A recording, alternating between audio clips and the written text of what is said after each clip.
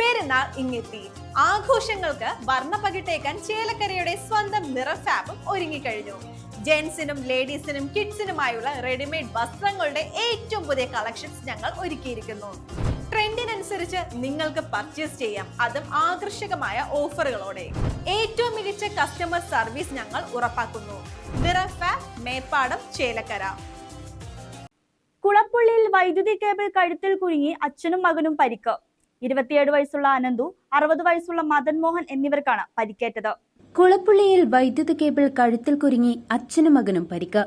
27 വയസ്സുള്ള അനന്തു, പിതാവ് 60 വയസ്സുള്ള മദൻ മോഹൻ എന്നിവർക്കാണ് പരിക്കേറ്റത്. വെള്ളിയാഴ്ച പുലർച്ചെ 5:15 അപകടം. കുളപ്പുള്ളി AUP സ്കൂളിന് സമീപത്ത് വെച്ചാണ് സംഭവം.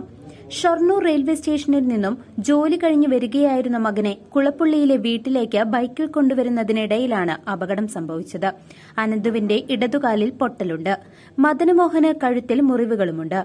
വാരിയല് പൊട്ടിയിട്ടുണ്ട് എന്നാണ് ആശുപത്രി അധികൃതർ ബന്ധുക്കളെ അറിയിച്ചിട്ടുള്ളത്. മദൻ മോഹൻ നിലവിൽ ആശുപത്രിയിൽ ചികിത്സയിൽ തുടരുകയാണ്. മകന്റെ കാലിൽ പ്ലാസ്റ്റർ ഇട്ട ശേഷം ഡിസ്ചാർജ് ചെയ്തു. ഏതെങ്കിലും ഉയരം കൂടിയ വാഹനങ്ങൾ തട്ടി കേബിൾ പൊട്ടിയതാകാമെന്നാണ് KSEB അധികൃതർ തരുന്ന വിശദീകരണം.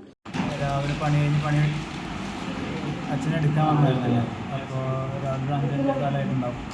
അപ്പോൾ റോഡിന് ക്രോസായിട്ട് സർവീസുകാർ ഉണ്ടായിരുന്നു. ആ സർവീസുകാർ അച്ഛൻ്റെ എഴുത്തിലൂടിയിട്ട് വണ്ടി കൺട്രോൾ ഇട്ടിട്ട് മതിൽ പോയി ഇടിക്കുകയായിരുന്നു. മതിൽ പോയി ഇടിച്ചിട്ട് ഇടത്തെ കാല് പൊട്ടി. അച്ഛന് വാതിൽ 6 പൊട്ടിയിട്ടുണ്ട്. ഒരാൾക്ക് ഇന്ത്യൻ ബ്ലീഡിംഗ് എന്നാണ് പറയുന്നത്. ഒബ്സർവേഷനിലാണ്. അത് കഴിഞ്ഞിട്ട് ഇന്നുകൂടി നോക്കിയിട്ട് എന്തെങ്കിലും പറയാൻ പറ്റുമെന്നാണ് പറഞ്ഞത്. News desk CCV.